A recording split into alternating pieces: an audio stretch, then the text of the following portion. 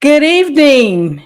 I am Tamara L., and welcome to another installation of Just Another Messenger, where we raise the situational urgency and consciousness regarding today's current events. Now, each episode of Just Another Messenger will explore to deep dive into a historical past by examining the philosophies, legal systems, and the political decisions that continues to influence our daily lives. Now, in part one of Black and Curse, which just recently aired last Sunday, that was our first time airing on a Sunday, we explored the origins of racial classification, its implications, and who benefits from it. Now, in this part two episode, now you're going to be surprised to see that something that we have been trained on a consistent basis with our cell phones, our laptops, our iPad, MacBooks, Androids, in any of those other devices that we're just been programmed to do and just never have really just paid attention to the programming that has been taking place. Now, in this episode of part two of Black and Curse, the hidden codes of racial classification, we're going to dive deeper into the hidden legal codes regarding the government policies and the financial structures that quietly reinforce these classifications. Now, if you're questioning the true power behind racial identity politics, stay tuned because you do not want to miss this episode. And don't forget to go over onto YouTube if you haven't did that, to subscribe, share, and like over on our channel to be a part of the conversation that matter. You don't want to miss what's going to happen here. Now, let's go ahead and give you our disclaimer. The views, opinions, and thoughts are the protective expression of Tamara L. for storytelling and educational purposes and does not provide statutory counseling for any United States color of law jurisdictional proceeding. But I promise you the information will be very helpful. Now, let's look at what's going on around the world in the news today. I mean, this is an amazing thing that was happening. Let's give this report we have here. Our president, let's give this 45-day report in office here, President Donald Trump. Now, last night he gave the address to the Congress, and in that address, he talked about starting the trade war with the tariffs that begins on April the 2nd of 2025. And within that trade war of this tariff, there's going to be an increase of Canada of 25% due to Canada allowing the fentanyl drugs to come in through the northern border. Also to Mexico, he's adding a tariff of 25% of the products due to the migrants overflooding the southern border. And to China, also, he's adding an additional tariff of 10% because China has benefited for quite a while off the products they're able to send over to the United States, and the United States have not been able to benefit from them. So it's amazing to see how that's going to go. Now, they're saying that these tariffs is going to cost the average American taxpayer additional $2,000 per household. And if you do the calculation on that, you're going to say that's going to be roughly around $38.14 per week added to the U.S. citizens' budget that's already kind of at its capacity, what's going on. Now, keep in mind, last week, President Trump, as well as Vice President Vance, met with Zelensky. Heated discussion that took place and was kicked out of the White House. But recently, Zelensky has had a change of mind and has decided to go ahead and make a deal with the United States regarding the mineral rights, and that deal is supposed to take place soon, and hopefully that will result in a ceasefire with Russia. And also, they're looking to have 9 days left. Hopefully we can help prevent this government shutdown. They have 9 days to try to prevent that. And while that's going on, ICE agents continue to raid the areas. Recently, they was in Virginia, having raids in Virginia that's going on. And most importantly, you have Mexico, who filed a lawsuit against the United States gun manufacturers, said they're complicit in the guns that are coming over into Mexico. It's interesting how that is happening now. So it's going to be, so just look out to see how that case is going to be. And I know in watching the speech, Trump's speech last night, and I was just looking at the audience and the imagery of how the media was sending out the picture of that. And let me give you a quote in which that came to mind when I was looking at the imagery in which that took place. It reminded me of the book that I read last week that featured called Alienable Rights, and it was chapter 3 called The Dark Side of the Constitution. And in looking at that speech last night and looking at how the media panned about and showing the audience, this quote came to my mind. The 55 delegates who convened in May of 1787 at the State House in Philadelphia would have no need of a naturalization act to recognize their countrymen. Having assembled to revise and strengthen the federal government, they will be representing only the nation's white population. It appeared last night that that's all that the media showed, except for the young boy that had the brain cancer. He was pretty much the only one that was highlighted during that entire speech. So, with that being said, picture it say 1,000 words when it's being portrayed out into the media, when it's being portrayed out into the world. So let's watch out for that, because I'm not sure if that was a deliberate move to remove the people images, to move the people that are labeled as Black, Negro, colored, African American, to remove them from the image of the fabric of America. But that is what went out. So that's what's going on around the world segment. And we're going to go ahead and get started with today's episode. Let's have a quick recap here before we get started. Like I said last week on Black and Curse, we talked about the Nicene Creed, and that was explained through a video by Taj Tariq Bey, who explained how we are cursed because on the Nicene Creed is a agreement with the Constantinople Creed, and that does not have a connection with Christianity. So go back and watch Black and Curse part 1 episode on that. We went through the etymology of Black. We went through that. We also went over the foundation and the timeline of racial classification, and also how the census aids in the economic, political, and the business decisions in the United States.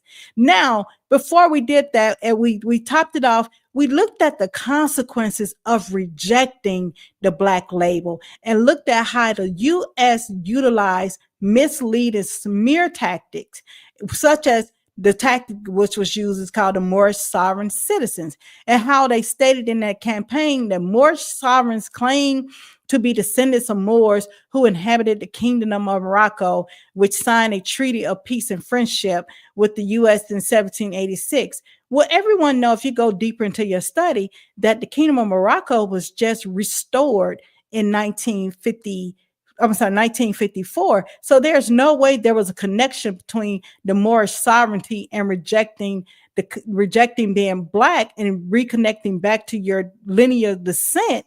How could that be? And if you're saying that also a treaty of peace and friendship of 1786 that officially recognized America as a sovereign nation. We showed that video of that, how Hillary Clinton acknowledged how Morocco, the Empire of Morocco, recognized the United States, was the first nation to recognize the United States in 1777. So you see how this type of misleading smear campaign tactics take place when you're rejecting these constructs, when you're doing that. And the reason why I'm bringing this up, because this is going to go hand in hand. Now let's look at this going to go hand in hand with what we just talked about. And I want to bring something on the board. I want to share my screen and bring something on the board just real quickly.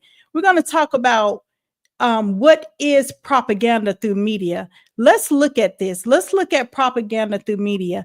And it is a form of persuasion that is often used in media to further some sort of agenda, such as a personal, political, or business agenda, by evoking an emotional or obligable response from the audience. It concludes the deliberate sharing It includes the deliberate sharing of realities, views, and philosophies intended to alter behavior and stimulate people to act. Now, to explain the close association between media and propaganda, Richard Nelson observed propaganda as a form of persuasion. We're going to stop right there. We're going to stop with this form of, we're going to stop right there. We're going to get back to our program on that. And in doing so, what we talked about before we get there, we're going to have to bring some points in here. As we talked about how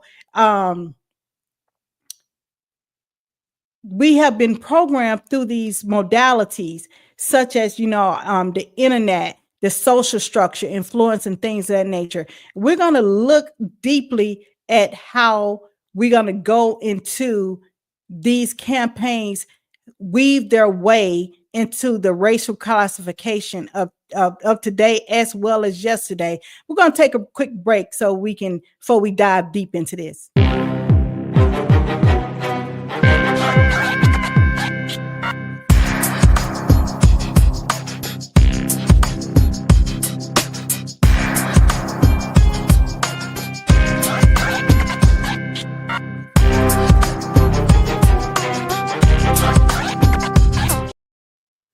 All right. And we are back. Now, let me see what we have here. Did we have our housekeeping rules for this evening? Let's put up our housekeeping rules for this evening before we go a little bit too far into this. Let's go ahead and put up our housekeeping rule. All right, there we go. We have on our board, we're going to put up another overlay we have on our board that shows our different feeds in which you can continue to follow us on YouTube at Just Another Messenger. You can also follow us at X at jam_404 podcast. And please continue to support the channel via our Cash App at just $JustAnotherMessenger. All right. And so we talked about the consequences of rejecting Black. Now let's get into this hidden legal codes. It's very important we address this because a lot of times it's overlooked. We think, okay, it's just social media.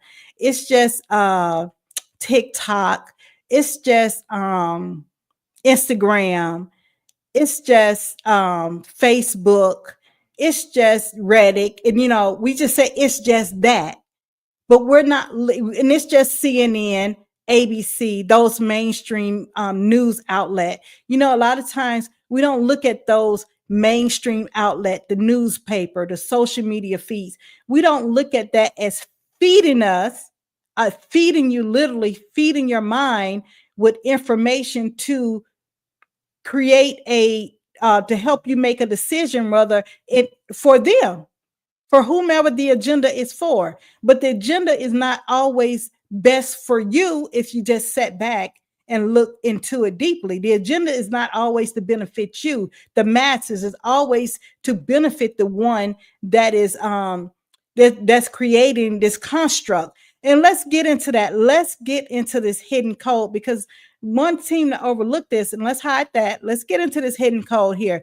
Now, this is the hidden legal code that is mostly overlooked, and it's called the wrap-up smear. Now, Nancy Pelosi gave this away. She gave this away in 2017, where she talked about, she gave it away. She gave away what they do to create a false narrative, which she gave away the 3 points in which they do this model with everything across the spectrum, from education, housing, Black liberation movement. We're going to go down into that. And it's done through the racial class, how it is affected by being in these racial classification. And this hidden legal code is called a wrap-up smear, where it creates a false narrative, which is a political group or individual fabricates a false story or misleading claim about a target, often an opponent. And then it creates a media manipulation where the false narrative is pushed to a friendly media outlets, giving it the appearance of legitimacy. You see, I underline appearance of legitimacy. It say, but once it's reported, it gains mainstream credibility despite its origin. So when you see all these people just regurgitating the same thing over and over again on all these different platform outlets, it has the appearance now of legitimacy because it's on your Facebook, it's on your Twitter, it's on your IG, it's on everything. And now it's really a weaponization where the creators of the smear then cite the media coverage as proof that the false claims may be true, using it to discredit, attack, or politically weaken the target. And let's look at how Nancy really confirmed this. She confirmed this. So let's look at that. Let's look at that.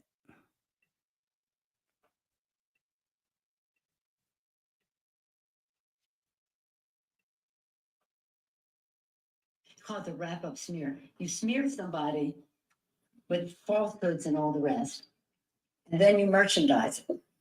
And then you write it, and if they see it's reported in the press that this, and this, so they have that validation that the press reported the smear, and then it's called the wrap-up smear. Now I'm going to merchandise the press's report on the smear that we made. And it's a tactic, and it's self-evident. But I think I'm worth the trouble, so frankly. It's called the wrap-up smear. All right. Did you hear that? She said it's called a wrap-up smear. She said it's called a wrap-up smear. That's the name of it.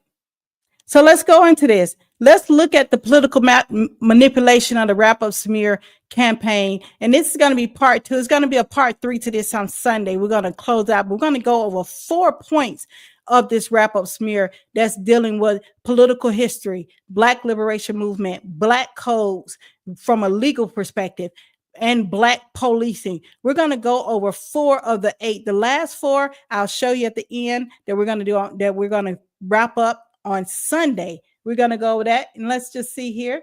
Yes, with greetings to our members. Greeting Dorithia, greeting Malik, greeting Rosalind, greeting and thank you for your support and thank you for always tuning in. But let's go over this. Let's look at how let's first look at how political manipulation in the political history. Let's see what that looks like. Let's look at how it affected Donald Trump. Oh, we don't like Donald Trump. Okay, but we still want to look at it. We want to look at it. Now, this is not pertaining to Black, but I thought it was great to put in here. So let's look at how it affects Donald Trump. Now, Donald Trump, his wrap-up smear was called the Russian collusion narrative, and this took place between the campaign of 2016 to 2019. They used the tactic of leaking disinformation to the media, then using it as evidence. And the smear creation was the political operative funded the Steele dossier, which contained unverified claims that Trump colluded with Russia. Now, the media manipulation, the dossier was leaked to news outlets, which was BuzzFeed, CNN, MSNBC, and all the other social feeds that want the clicks and baits and things of that nature. And it also, which covered it as a serious intelligence report despite lacking verification. That is very important. It was lacking verification. They weaponized this during the Democratic officials and intelligence insiders pointed to media coverage of the dossier as this is evidence that this happened, that this take place. All of them was buzzing like bees, like just bees on a spring day. And they used it saying that this is evidence that Trump was compromised by Russia. But look at the outcome. The outcome was this, that after multiple investigations, the Mueller report, no conclusion was proven. However, the smear damaged Trump presidency and fueled years of political turmoil. So this is how they use this political campaign. Let's look at how they did it also for Clarence Thomas in 1991. His Supreme Court confirmation smear, where they used the tactic of last-minute scandal to derail his nomination. As Clarence Thomas was set to be confirmed for the Supreme Court, they brought out Anita Hill, who came forward with sexual harassment allegations that had never been previously mentioned. The media outlets, once again, they ran a non-stop coverage, painting Thomas as a predator. the weaponization. Opponents in Congress use media reports to demand delays, further investigation, and public skepticism about his credibility. And the outcome, Thomas was confirmed but falsely described attacks as a high-tech lynching. And let's look at how um, Clarence Thomas identified that. Let's look at what he said about that, because he was quite upset about that whole situation. Let's look and see what he said about that.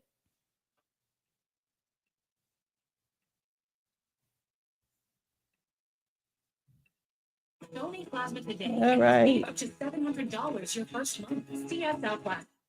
All right. They always do that. All right, we're going to start that over. We're going to start that over.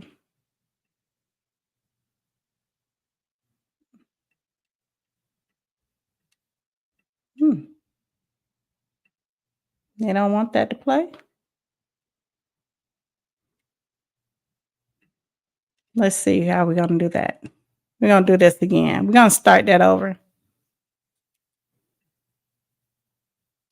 Was the Anita Hill that testified on the Hill the Anita Hill that you knew at EEOC? All right. Everything want to act a little funky when it's time to go mode. Just bear with me one moment. All right. You denied all of the allegations. Oh, absolutely. From day one, it didn't happen. I mean, so if somebody makes a broad allegation against you, what would you do? Ask them to prove it, I guess. Yeah.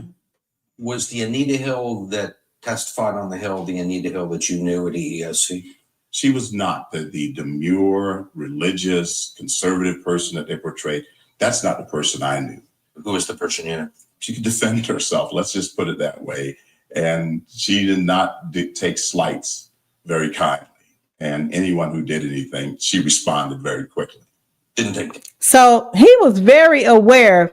He was very aware of he was very aware. He was very aware who Anita Hill was. He was very aware of her character. He was very aware that she was the type of woman. She was not a pushover. She was not the type of woman that would allow someone to invade her space and her not to have a pushback or a comeback. So for them to create that smear campaign during the time period of his confirmation, it could have had a lasting effect. Now, one can say, has Clarence Thomas been the best person to be a Supreme Court judge? I mean, that could be debatable, but we're looking at how. Let's not look at the messenger. Let's not look at the man. We're looking at the different aspects of the area in which these smear campaigns are embedded and weaved in, and how it affects being in these racial classification. We're going to do that. We're going to keep going down this area to show how the government policy, census data, media narrative, and the economic restrictions work together to maintain the systematic racial classification. And we're doing that by way of this smear campaign. So let's continue forward. And let's look at how this smear campaign, like I said, it's a bipartisan political weapon where it destroys reputations, it manipulates public opinion, and influences elections and nominations, and it controls the narratives through media amplification. Now, this tactic is very dangerous because even when proven false, the damages has already been done. And let's look at how the damage took place in the Black liberation movement. Let's look how during the COINTELPRO of the Black Panther Party, where they fabricated criminal allegations of media manipulation and division tactics. This took place between the time of the Black Panther Party from the 1960s to the 1970s. Now, the FBI on that campaign, the FBI's COINTEL counterintelligence program labeled the Black Panther Party as Black extremist and terrorist group. Now, they worked with the news outlet to spread these stories about the Black Panther Party being violent, anti-police, and a threat to national security. This created a weaponization that the government cited these false media narratives to justify FBI raids, surveillance, arrests, and assassination of leaders like Fred Hampton. Now, the real impact of this wrap-up smear campaign, it created the murder of Fred Hampton in 1969 by the Chicago police under the FBI direction, and they justified it. It was justified using false claims that the Panthers were planning violent attacks. Now, the public support for the Black Panthers had weakened due to the smear campaigns, portraying them as criminals rather than the community organizers providing free food, education, and health care. It changed the image. It changed the image of how they were being looked at. And let's look at that. Let's look at how their image was changed. Let's look at that. We're going to stop that screen. We're going to show you this.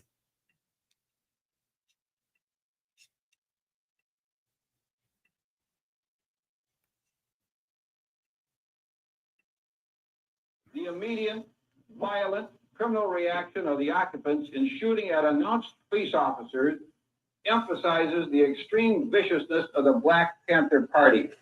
So does their refusal to cease firing at the police officers when urged to do so several times.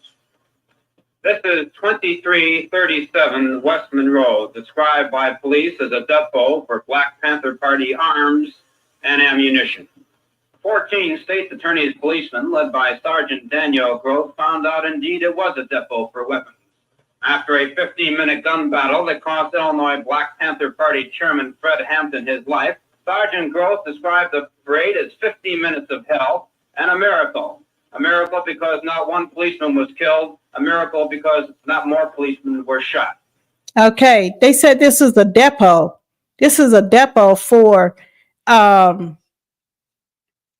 this was a depot for the Black Panther Party. That means that it was a place where they hid all their guns, but you're able to safely be out there broadcasting the news. They're standing there smoking cigarettes, and you guys just had the narrative they just went in and killed Fred Hampton just shortly before that. But you feel comfortable enough to be out there broadcasting the news, and they're standing there smoking cigarettes, knowing that what took place was an atrocity. And this is the smear that was created to change the image of the Black Panther Party from being an organization that provided free food, education, and health care for the community to now they're being seen in the global eye as being an organization that has shootout with the police, that defies rules and laws and things of that nature. So this is how these smear campaigns has weaved into the fabric of the Black community or the Black labels. So we're going to keep moving forward with that. Now let's look at Malcolm X.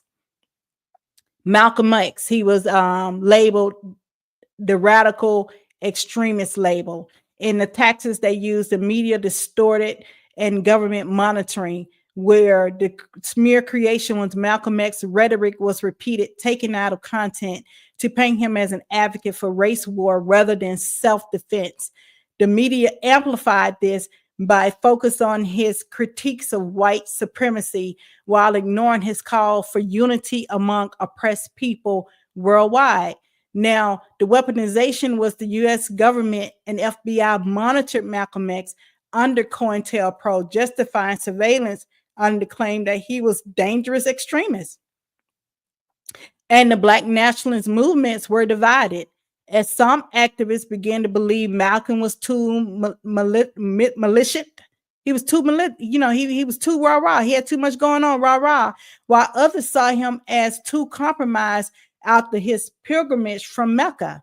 So it's like this creates infighting amongst your own when these smear campaigns take place, because one are not able to see that this is some outside forces that is going on, because this is what Malcolm was expressing to the people about who they are.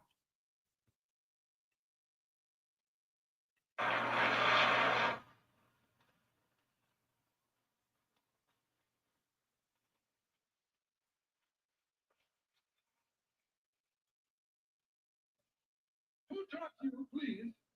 Who taught you to hate the texture of your hair? Who taught you to hate the color of your skin to such an extent that you bleach to get like the white man? Who taught you to hate the shape of your nose and the shape of your lips? Who taught you to hate your fat from the top of your head to the soles of your feet? Who taught you to hate your own kind? Who taught you to hate the race that you belong to? So much so that you don't want to be around each other. No, before you come asking Mr. Muhammad, does he teach hate? You should ask yourself who taught you to hate be what God made you. This was about unity. Malcolm X was preaching about unity in the people who are identified as Black, Negro, colored. Yeah, he was preaching unity. You know, who has taught you this? Who has taught you to hate yourself? Who has taught you to hate your lips? Who's taught you to hate your nose? You know, you have people they were cutting off their nose. You had that era going on. You had people that were, like now you have this movement where, you have the, what they call the BBL movement, where women are mutilating their bodies, they say for enhancement, but enhancing what? Enhancing what? You're enhancing something that's already uniquely made, to get a bigger butt, to get a bigger breast, to get small, you wear corsets to get a very small waist.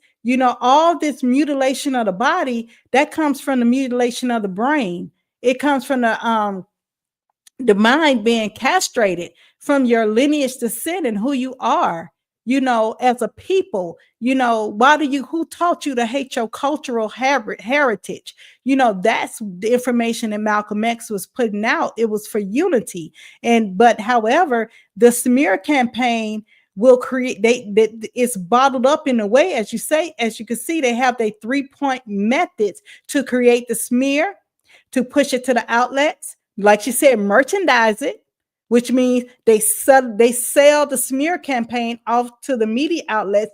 And now you have all these social sites picking up all this information without even further thought and verification. You have all these different, so I hope this episode is a reminder to start looking at a lot of these social sites that are out there and see if they are a part of the smear. If they are they're willing participants and gatekeepers of the smear campaign. Are they participants and gatekeepers of the continuation of race classification and race identity? And they may not know what they're doing, but it's being done. So start looking at that and then start evaluate who's worth listening to and who's worth not listening to, because it's going to get to a point where we're not going to have this social media.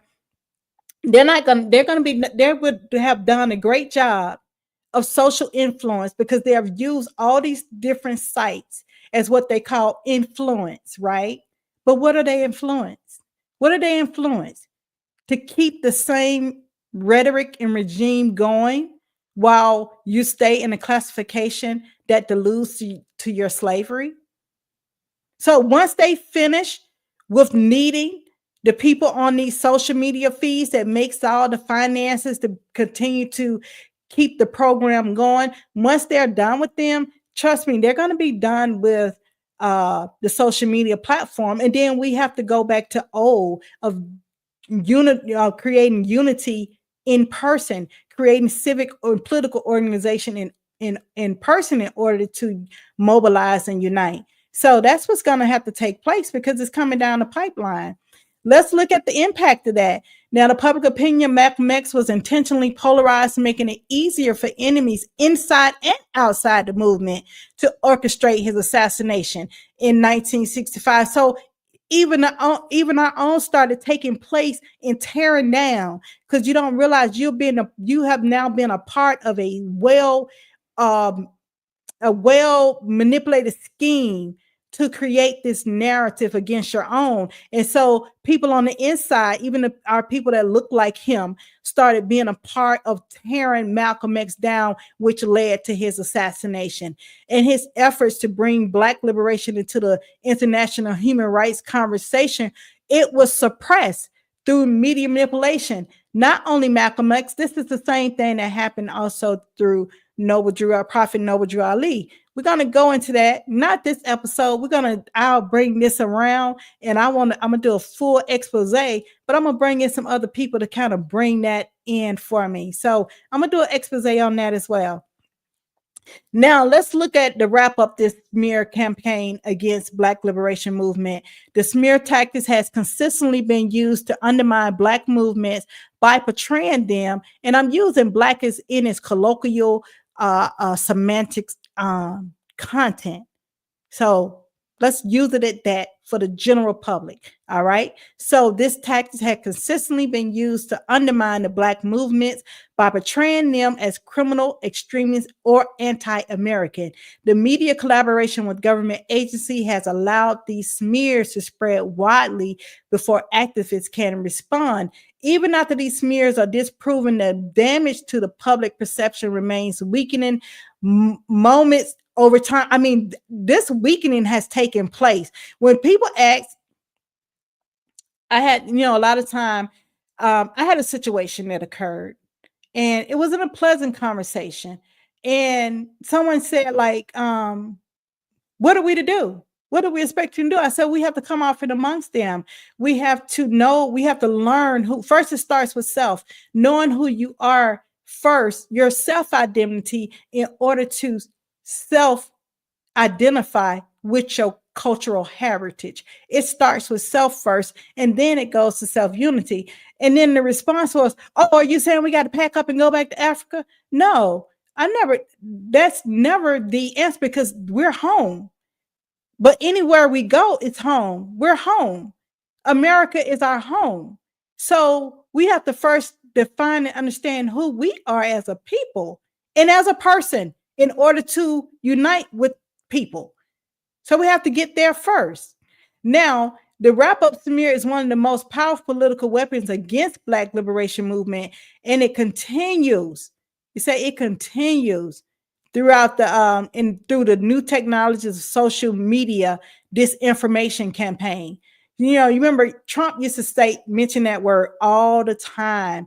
How it continues to evolve with new technology. So as these social sites ramp up, as you've seen over time, they really ramped up during the lockdown period of 2020.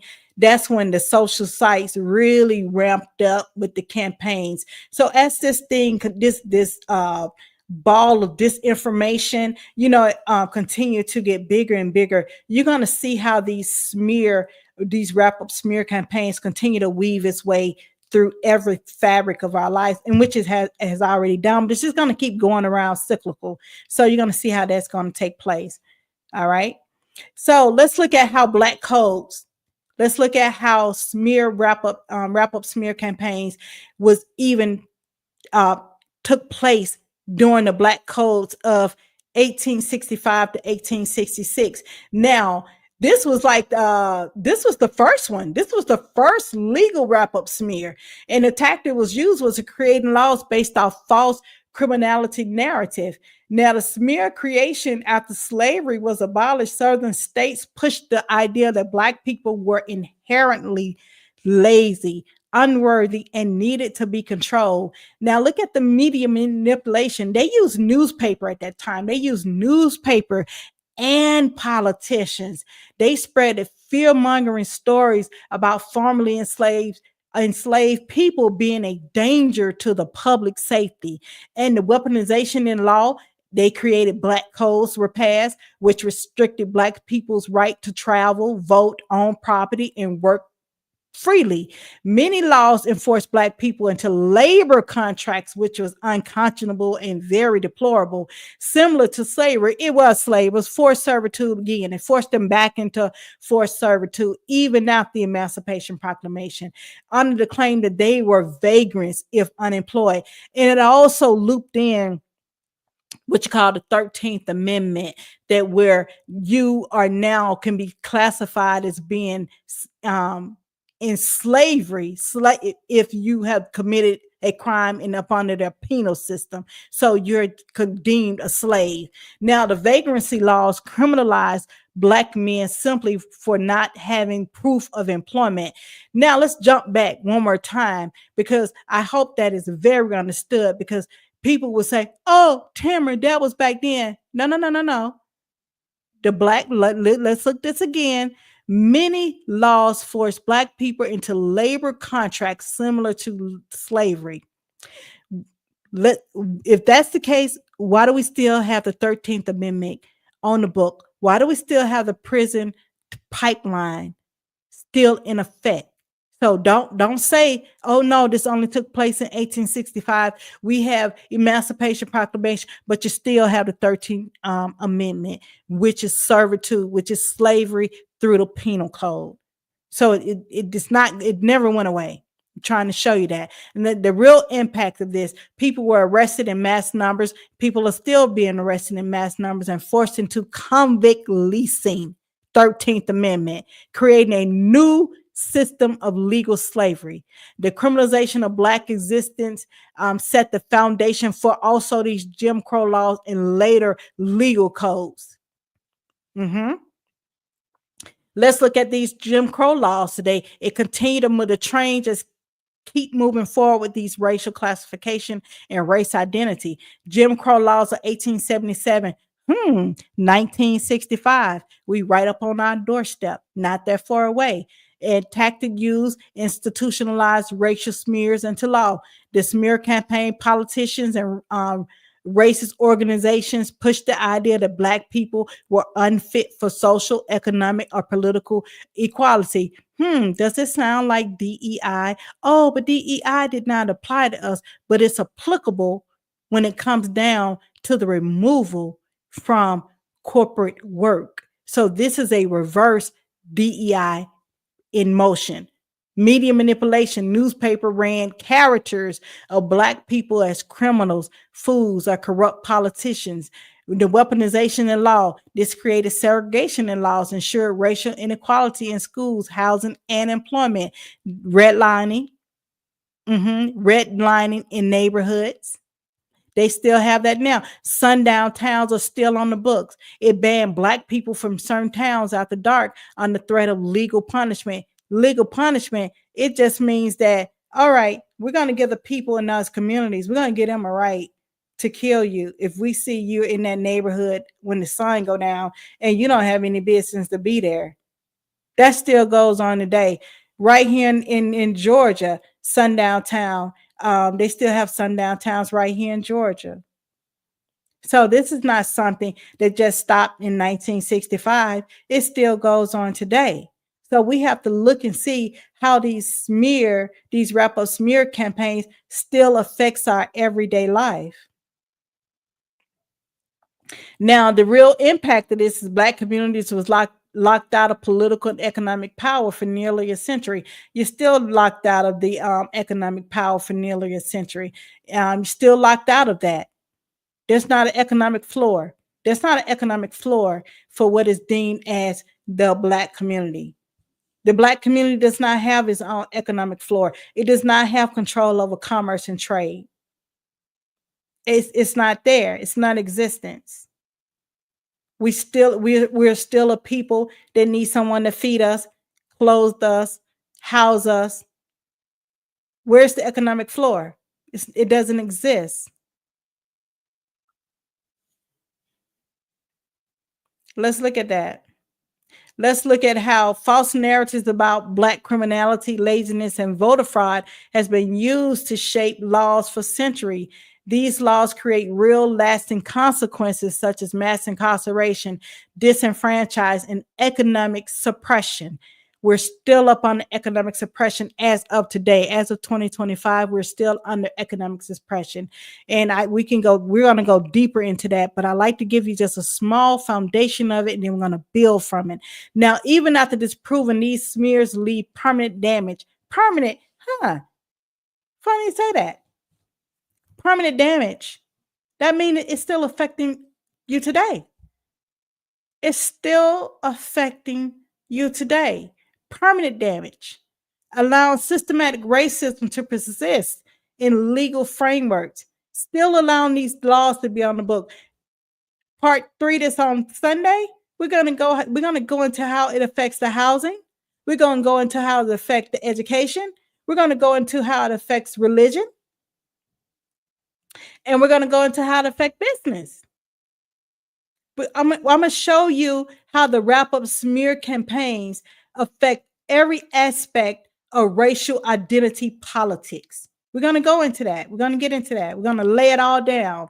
All right. Now, the most effective wrap-up smear are the ones codified in law because they make discrimination look legal rather than political.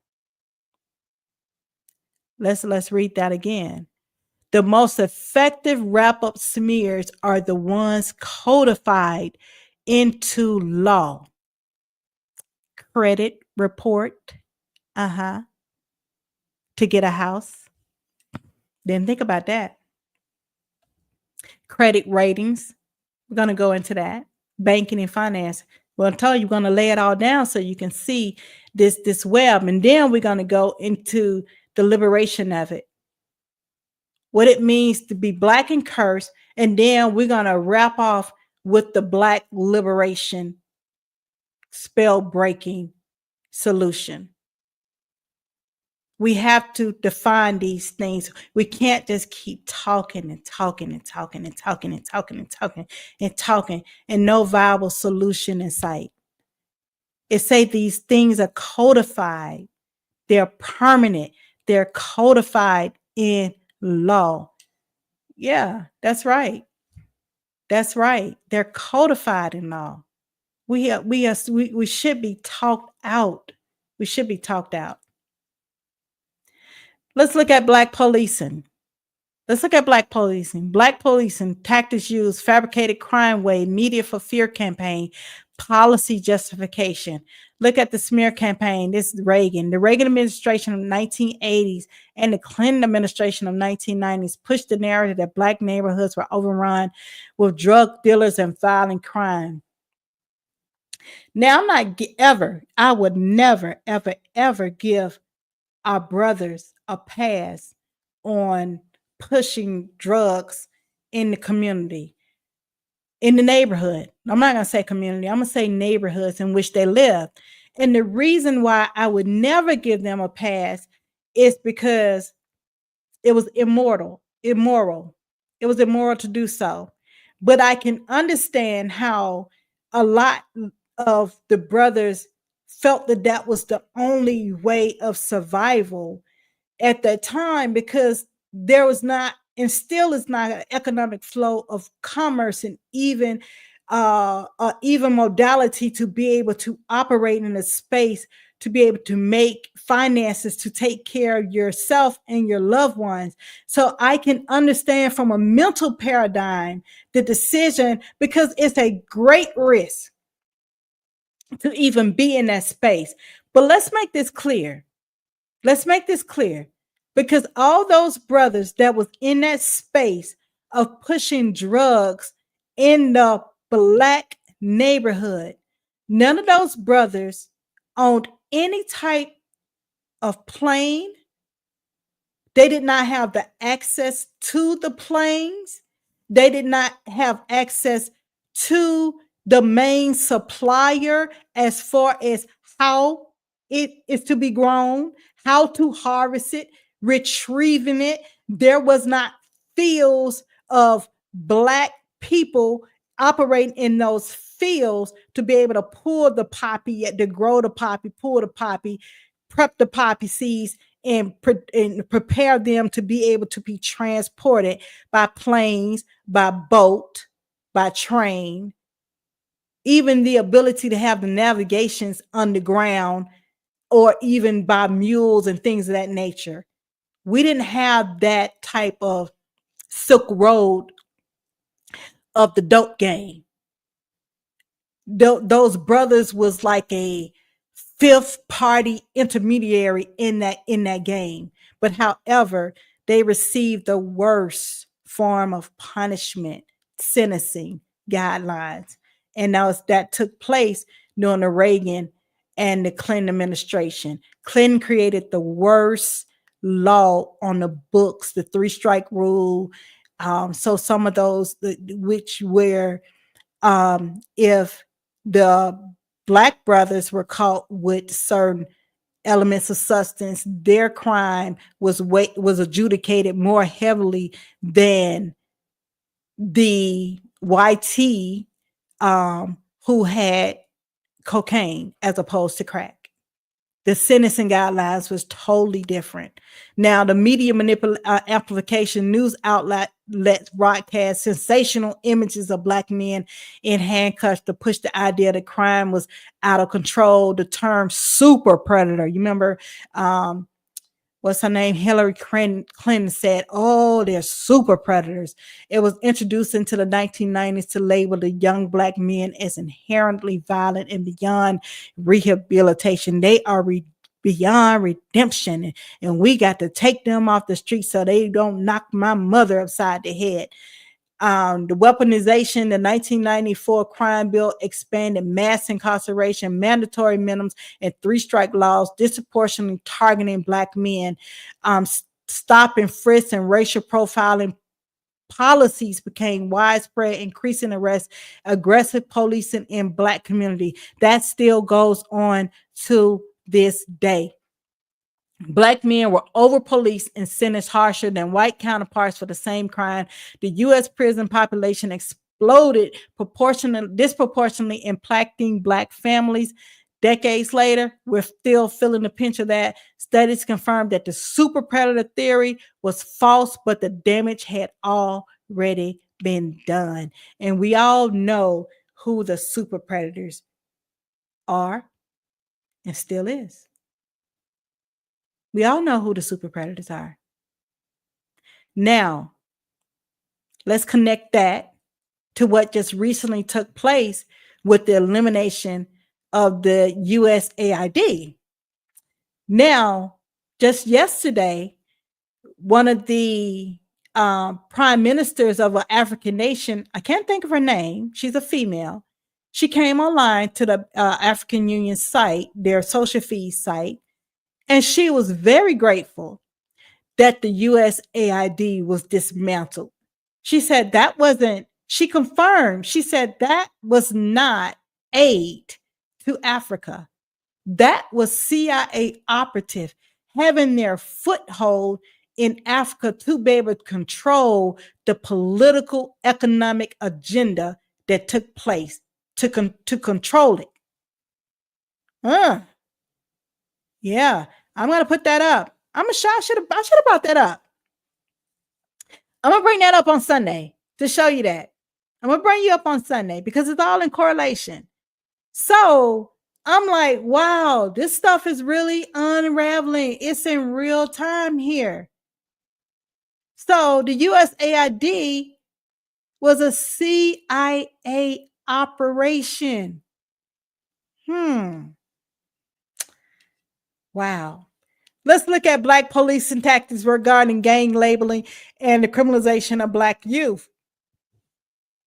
From 1995 to present, this tactic used gang labeling, enhanced sentencing, and over-policing. The smear creation law enforcement agencies use vague and broad criteria to label Black youth as gang members, even when no evidence exists. The news outlets, they put up mug shots of Black suspects while often avoiding showing white suspects accused of similar crimes. God forbid it's one of those situations that happens in one of those educational forums. You never get to see who was behind that. I mean, it's like pulling teeth to see who's behind that. And cops, shows like Cops and Gangland disproportionately depict Black communities as centers of gang violence. Now, the weaponization, once someone is labeled a gang member, they face harsher sentences, enhanced surveillance, and loss of legal protection. Police justify radical policing by citing gang threats. The school to prison pipeline disproportionately against Black students to the criminal justice system. All right. So this is what happened. Now, Black youths are charged with gang-related crimes at much higher rates, even when no gang affiliation exists. And then they use the use of RICO, Racketeer Influence and Corrupt Organization Act. Now, remember, this just recently happened with the rapper Slim Thug, where they used the RICO from his music. They used the RICO from his music to try him on a RICO case. Laws against rap artists, like you said, Young Thug, and others, showing how these legal systems criminalize Black culture as gang activity, which he's in the process of appealing that, even though he had took some type of arrangement, but he's in the process of appealing that. Now, even non-criminal Black communities gatherings are often treated as potential crime threats by law enforcement. Now, also with the Black police, and it goes even deeper than that, where they smearing Black victims. They go so far as to smear the Black victims of police brutality. They use the tactics of blaming the victim to justify the use of force. And when police kill Black civilians, unalive the Black civilians, media and law enforcement often work together to highlight any criminal record or negative past actions of the victim. The news headlines focus on past drug use, such as they did with George Floyd, minor legal infractions, such as what they did with Eric Gardner, or unrelated issues. Oh, he was just walking in the neighborhood, had just went and bought some Skittles, and he was walking home. What he doing in his neighborhood? He live in his neighborhood. But, you know, you have a zealous community wannabe cop didn't feel that this Trayvon Martin was not supposed to be living in that neighborhood. Yeah, you're not supposed to be living here. So I'm going to snatch you up and, you know, create this commotion. And it creates the impression that the victim was a criminal. And the police they release all type of footage of our people. As you can see, I got my foot on your neck. I'm choking you. And they make all these misleading statements to make sure that the force seemed justified. And officer avoid accountability by shifting blame onto the victim's behavior. You know, it's very diabolical. Yeah. So conservative media uses the smear to claim that the protest against force was unjustified, against police brutality are unjustified. They used the smear campaign to claim this. I mean, it's too much. Now, Trayvon Martin, he was painted as a thug for wearing a hoodie, even though he was unarmed. Eric Gardner, past arrests were used to justify why he was targeted, despite the fact that he was killed for selling loose cigarettes. George Floyd's toxicology report was weaponized to suggest that his death was due to drugs rather than excessive force. And let's look at that. Let's look at that. I mean, it's a lot to really take in here, but we're going to take this in to be able to unravel this and see here. Every time you see me, with me. Every time you see me, with me. I'm talking with these guys today. This guy right here is forcefully trying to lock somebody up for breaking up a fight. Everybody said it until I do nothing. I sell nothing. Because every time you see me, you want to harass me, you want to stop me, talk so different. I'm minding my business, officer. I'm minding my business. Please just leave me alone. I told you the last time, please leave me alone.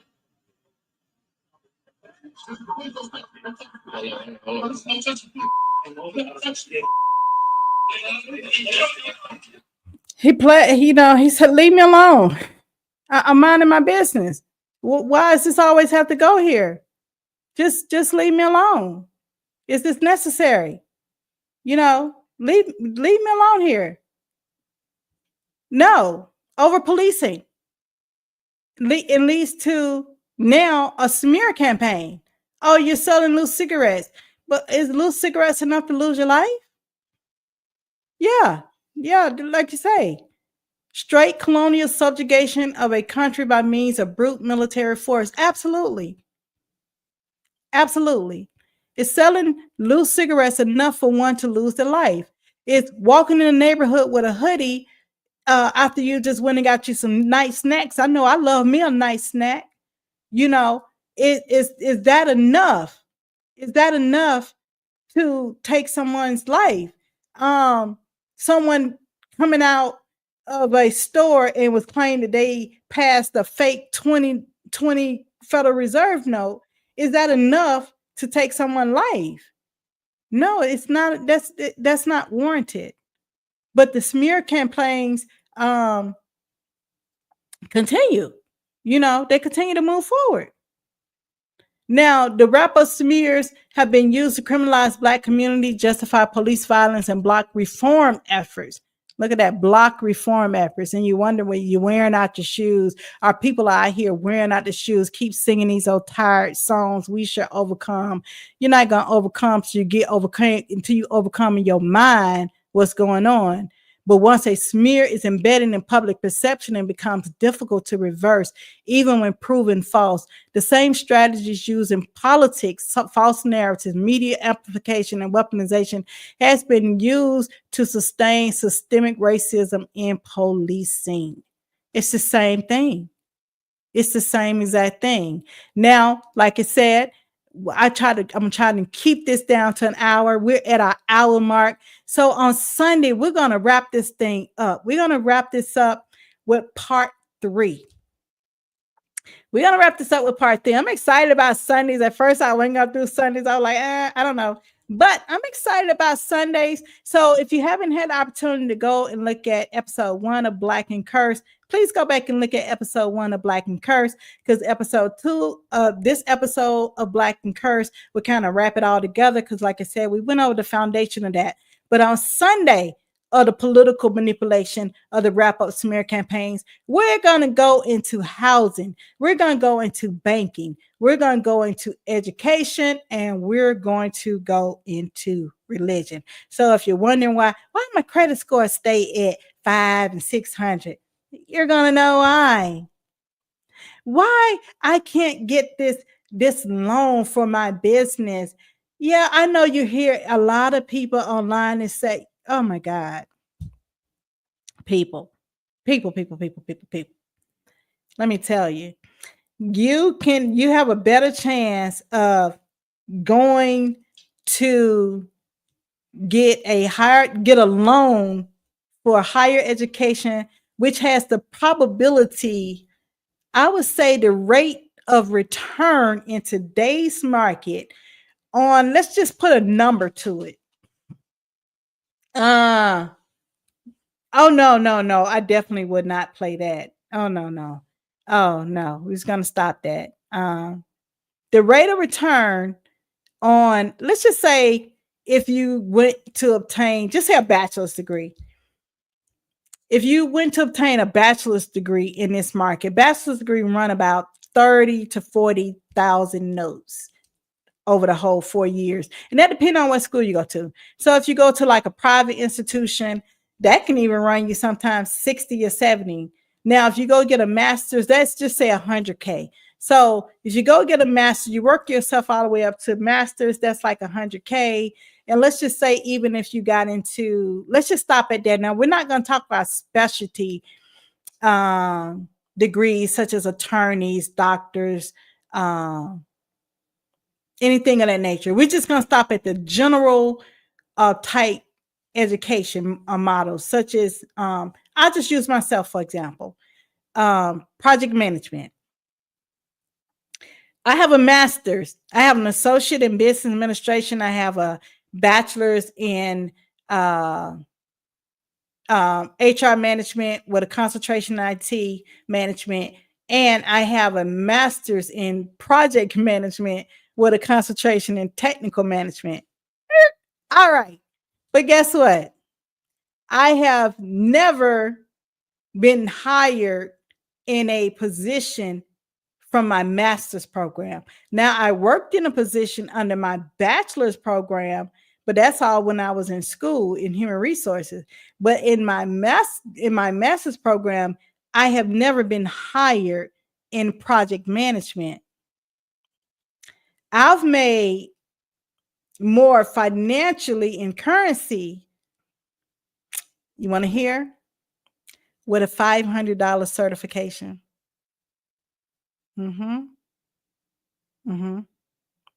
So, with the changes that's going on, as the United States Incorporated continue to have territorial rights have jurisdictional rights over the territory of the public space dominion, I would encourage anyone to start looking into data analysts, data science, and you can get those certifications for a little or nothing and will yield 6 figures or more. Yeah. So, yeah, we're going to look at how this manipulation works. Now, like I said, they have a book coming out called Sacred Selfishness, The Art of Loving Without Losing Yourself. Very excited about this. It will come out on April 22nd, 2025 of this year. And it's dealing with what if you never had to chase love again? What if you could give love without exhausting yourself? What if putting yourself first actually made your relationship stronger? This book will teach you how to love from abundance, not scarcity, how to prioritize yourself without guilt, and how to love deeply without fully standing in your power. It's time to embrace the most radical act of love, and that's choosing yourself. I am very happy about this book coming out. Like I said, I'm going to put up the information. Like I said, continue to follow us through YouTube at JustAnotherMessenger. Follow us on on X at Jam_404 podcast. And please continue to support the channel at $JustAnotherMessenger. And if you know someone or you're looking to be a part of the show, please pass along the information. You can reach us by email at JustAnotherMessengerPodcast@gmail.com. I thank you for tuning in this evening to part 2 of Black and Curse. Part 3 of Black and Curse will air on Sunday at 11 a.m. But now I will note that I will put the information out there. But in the meantime, continue to follow us on every Wednesday, 8 p.m. Eastern Standard Time. Please like, share, subscribe. Thank you very much for tuning in and have a wonderful evening.